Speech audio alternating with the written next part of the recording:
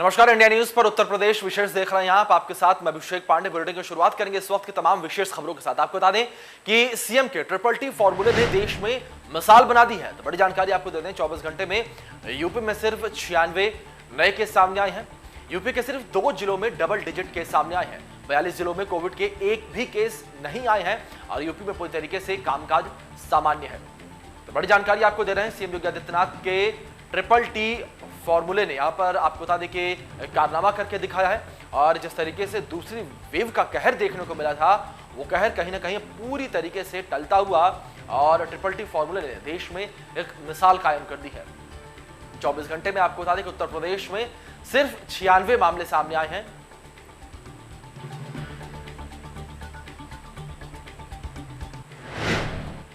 आगे बढ़ेंगे खबर गाजियाबाद से, जहां पर कोरोना की तीसरी लहर का असर दिखने लगा है। बड़ी जानकारी दे रहे हैं आपको, 1 साल का बच्चा कोरोना पॉजिटिव यहां पर पाया गया है। अस्पताल में बच्चे को भर्ती कराया गया, पीकू वार्ड में बच्चे को भर्ती कराया गया है। साथ ही आपको बताएं कि डॉक्टरों ने परिवार को अलर्ट रहने की चेतावनी भी दी है। सभी पेरेंट्स को अलर्ट रहने की जरूरत यहां पर कही गई है सीएमओ के द्वारा। तो बड़ी जानकारी आपको दे रही है जो इस वक्त सामने आ रही है। 1 साल के बच्चे में कोरोना सिम्टम्स पाए गए हैं। 1 साल का बच्चा जो है कोरोना से संक्रमित पाया गया है। बच्चे को पीकू वार्ड में भर्ती किया गया है और आपको बता दें कि स्वास्थ्य कर्मियों की देखरेख में इस वक्त बच्चा जो है वो है। और वहीं दूसरी ओर आपको बता दें कि पेरेंट्स को, अभिभावकों को यहाँ पर अलर्ट रहने की चेतावनी दी गई है सीएमओ की ओर से।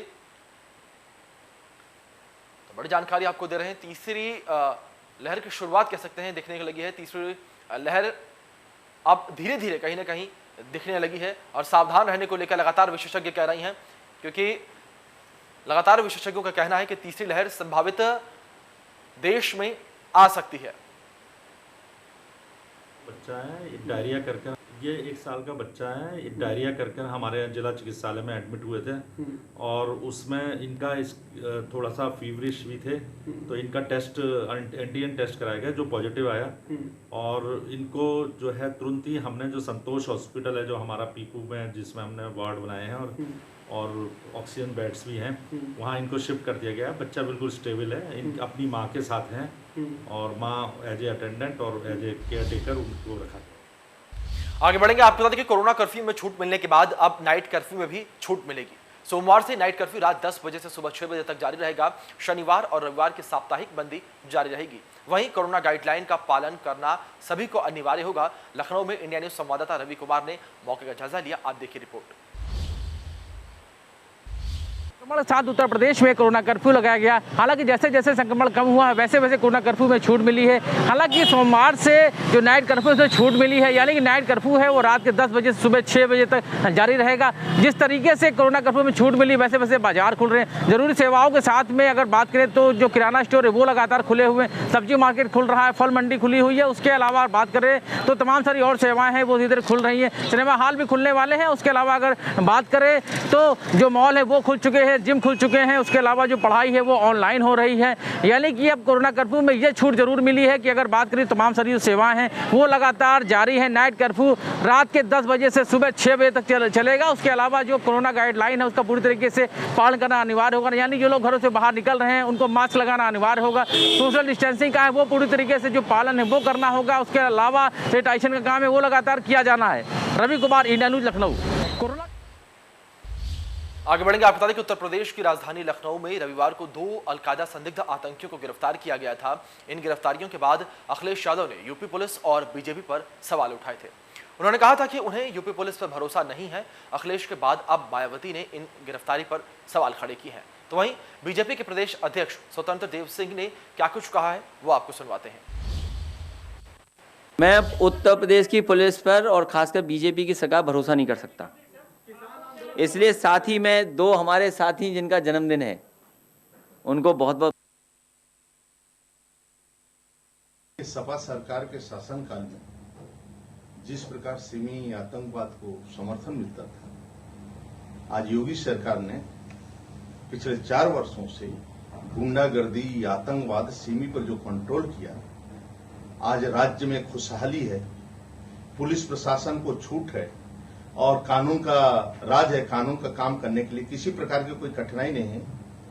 इस परिस्थिति में उत्तर प्रदेश को खराब करने को, उत्तर प्रदेश का माहौल खराब करने के लिए जिस पर सपा के मुखिया ने पुलिस प्रशासन पर आरोप लगाया है ये निराधार है। उत्तर प्रदेश के पुलिस या सीमा के जवान देश और राष्ट्र के लिए काम करते हैं।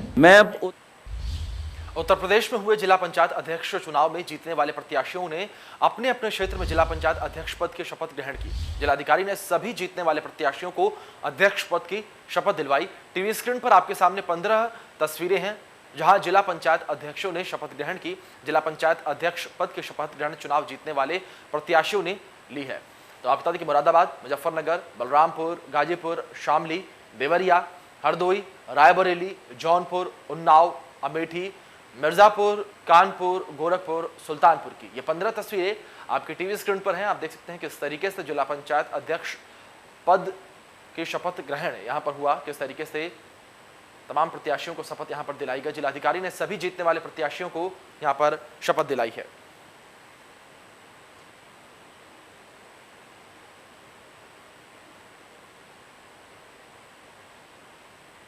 जिला पंचायत अध्यक्ष पद के शपथ ग्रहण समारोह की 15 तस्वीरें आपके सामने हैं। ये 15 जिलों की तस्वीरें हैं। आपको बता दें मुरादाबाद, मुजफ्फरनगर, बलरामपुर, गाजीपुर, शामली, देवरिया, हरदोई, रायबरेली, जौनपुर, उन्नाव, अमेठी, मिर्जापुर, कानपुर, गोरखपुर, सुल्तानपुर की तस्वीर आपके टीवी स्क्रीन पर। महंगाई और पेट्रोल डीजल की लगातार बढ़ती कीमतों के विरोध में कांग्रेस अब केंद्र सरकार के खिलाफ सड़क पर उतर आई है। महंगाई के खिलाफ उत्तर प्रदेश तमाम शहरों और जिलों में विरोध प्रदर्शन किया जा रहा है। इस दौरान कांग्रेस कहीं ताली थाली पीट कर तो कहीं पर भैंसा बुग्गी लेकर विरोध कर रही है। तो आपको बता दें कि 8 तस्वीरें आपके टीवी स्क्रीन पर आप देख सकते हैं किस तरीके से पूरे प्रदेश में महंगाई और बढ़ते पेट्रोलियम भावों को लेकर कांग्रेस सड़कों पर है और किस तरीके से यहां पर विरोध प्रदर्शन सरकार का किया जा रहा है। पहली तस्वीर प्रयागराज से, दूसरी मिर्जापुर, तीसरी हरदोई, चौथी सहारनपुर से, तो वहीं 5वीं तस्वीर सुल्तानपुर से है, 6ठी तस्वीर शामली, 7वीं तस्वीर गोंडा से और 8वीं तस्वीर जो है वो बहराइच से है। तो ये प्रदेश के 8 अलग अलग हिस्सों की तस्वीरें आपके टीवी स्क्रीन पर हैं। आप देख सकते हैं किस तरीके से कांग्रेस का सरकार के खिलाफ हल्ला बोल जो है वो देखने को मिल रहा है और कांग्रेस जो है वो लगातार सरकार पर इस वक्त महंगाई को लेकर और बढ़ते पेट्रोलियम पदार्थों के दामों को लेकर हमलावर दिख रही है।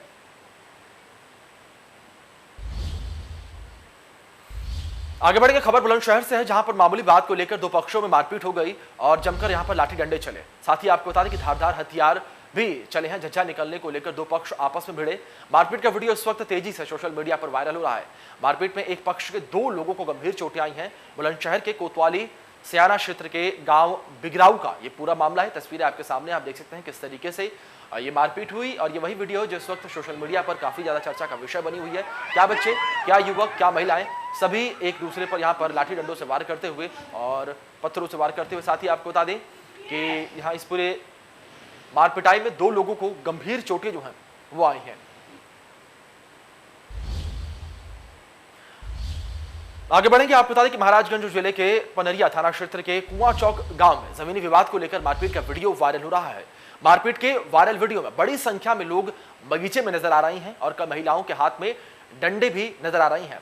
आरोप प्रत्यारोप के बाद मारपीट शुरू हो गई। देखते ही देखते दोनों पक्ष लाठी डंडे लेकर आपस में भिड़ गए। इस घटना में दोनों पक्षों के कई लोगों को चोटें आई हैं, घायल हुए हैं। वहीं मारपीट के दौरान किसी ने इस पूरी घटना का वीडियो बना लिया जो कि अब सोशल मीडिया पर वायरल हो रहा है।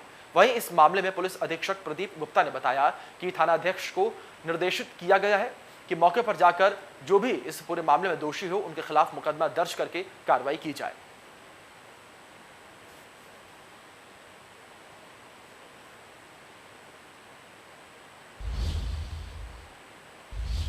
आगे बढ़ेंगे, आप बता दें कि साधु संतों को सर्वोच्च संस्था अखिल भारतीय अखाड़ा परिषद ने विश्व जनसंख्या दिवस के मौके पर योगी सरकार द्वारा लाए गए नई जनसंख्या नीति का स्वागत और समर्थन किया। अखिल भारतीय अखाड़ा परिषद के अध्यक्ष महंत नरेंद्र गिरी ने जनसंख्या विस्फोट को लेकर अपनी गहरी चिंता भी जाहिर की है। उन्होंने कहा है कि देश और प्रदेश में जो हो रहा है तेजी से जनसंख्या विस्फोट कई प्रमुख समस्याओं का कारण भी है, इसलिए यह बेहद जरूरी है कि लगातार बढ़ रही जनसंख्या पर तत्काल रोक लगाई जाए। तो नहीं, भारत की जनसंख्या धीरे धीरे बहुत ही बढ़ती जा रही है। उत्तर प्रदेश के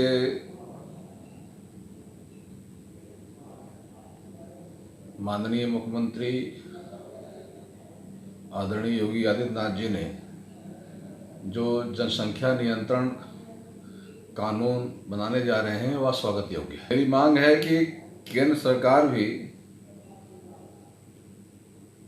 ऐसा कानून बना दे जो पूरे राज्य को वह कानून मानने के लिए बाध्य होना पड़े।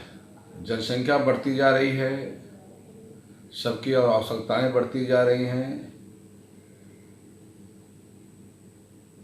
जिसके कारण न हम अच्छी शिक्षा दे पा रहे हैं और न अच्छा स्वास्थ्य। आगे बढ़ेंगे खबर आगरा से, जहां पर पेट्रोल पंप पर कर्मचारी से 5,23,000 रुपए की लूट हो गई और सरेआम रिवॉल्वर के दम पर बदमाशों ने लूट की वारदात को अंजाम दिया। बदमाश लूट आपको बता दें कि देकर फरार हो गए। सीसीटीवी कैमरे में पूरी करतूत कैद हो गई। पुलिस वीडियो के आधार पर अब बदमाशों की तलाश में जुटी हुई है।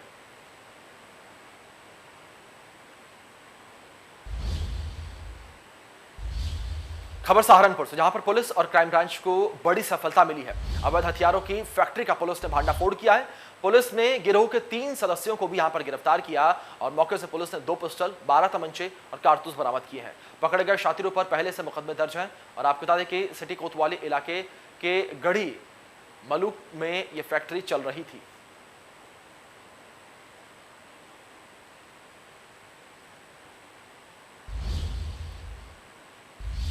खबर फर्रुखाबाद से, खूनी रिश्तों को शर्मसार कर देने वाली घटना सामने आई है। पिता ने अपनी ही बेटी की धारदार हथियार से हत्या कर दी। बेटी के शादी के विवाद में पिता ने खौफनाक कदम उठाया। हत्या के बाद आरोपी पिता घर से फरार है। पुलिस मामले की जांच पड़ताल में जुटी हुई है। कोतवाली कायमगंज के लहरा गांव का यह पूरा मामला बताया जा रहा है। तो आपको बता दें कि रिश्ते को शर्मसार करने वाली यह खबर सामने आई, जहां पर आपको बता दें कि एक पिता ने ही अपनी पुत्री की हत्या कर दी, उसे मौत के घाट उतार दिया। धारदार हथियार से आपको बता दें कि हमला करके अपनी बेटी को मौत के घाट उतार दिया और मौके से पिता जो है वो फरार हो गया। पुलिस वहीं अब पूरे मामले की जांच पड़ताल में जुटी हुई है। वन विभाग की लापरवाही का आलम उस वक्त देखने को मिला जब एक नर हाथी के पैर में घाव होने से समय रहते इलाज न मिलने की वजह से हाथी ने दम तोड़ दिया। बिजनौर जिले की अमानगढ़ टाइगर रिजर्व रेंज के कक्षा संख्या 16, जहां पर 3 साल का नर हाथी का सड़ा गला शव मिला है। शव को देखने के बाद वन विभाग के अफसरों ने खलबली मच गई। दरअसल नर हाथी के पैर में काफी दिन से घाव था, जिसे लेकर वन विभाग के कर्मचारियों ने घायल हाथी की अनदेखी की। हालांकि वन विभाग के वॉचर और गार्ड की 24 घंटे जंगलों में ड्यूटी रहती है, लेकिन उसके बावजूद वन विभाग की बड़ी लापरवाही की वजह से हाथी ने सिसक के अपना दम तोड़ दिया। तो ये तस्वीरें जो हैं, ये खबर जो है वो मन को विचलित कर देती है, जिस तरीके से खबर सामने आई। और यहाँ पर सुध जो है वो वन विभाग की टीम ने हाथी की नहीं ली। अगर समय रहते इस हाथी का इलाज किया गया होता, इसके पैर की देखभाल की गई होती, तो शायद ये हाथी बच जाता। लेकिन यहाँ पर वन विभाग की बड़ी अनदेखी देखने को मिली है और इस अनदेखी की वजह से एक 3 साल के हाथी को अपनी जान गंवानी पड़ गई। आपको बता दें कि इस हाथी ने सिसक कर अपना दम जो है वो तोड़ दिया और वन विभाग की अनदेखी ने इस हाथी की जान ली है। और वहीं आपको बता दें कि अब हाथी की मौत से वन विभाग में हड़कंप मच गया है और हाथी के पैर में आपको बता दें कि कई दिनों से घाव था और इस घाव की अनदेखी लगातार होती रही। लगातार वन विभाग इस घाव को अनदेखा करता रहा, लेकिन अब जिस तरीके से यहाँ पर हाथी की मृत्यु हो गई है, तो वहीं अब वन विभाग जो है वो सहम गया है और वहीं वन विभाग के हाथ पांव भी अब फूलने लगे हैं जैसे ही ये खबर चली। तो आपको बता दें कि वन विभाग में हड़कंप इस वक्त मचा हुआ है और आपको बता दें कि जो वन विभाग का वॉचर था और गार्ड था, उसकी भी 24 घंटे ड्यूटी यहाँ पर लगी होती है, लेकिन इसके बावजूद इस तरीके से इतनी बड़ी अनदेखी जो है वो हुई। और इतने दिनों से हाथी के पैर में घाव था, लेकिन इस घाव को लगातार नज़रअंदाज किया गया, इसका उपचार नहीं किया गया। हाथी की जो मरहम पट्टी है वो यहाँ पर नहीं की गई। तो यहाँ पर बड़ा सवालिया निशान यहाँ पर वन विभाग के कर्मचारियों पर उठता है कि किस तरीके से वन विभाग के कर्मचारी यहाँ पर काम कर रहे हैं और किस तरीके से यहाँ पर जो वन क्षेत्र में जीव जंतु हैं उनकी देखरेख यहाँ पर की जा रही है।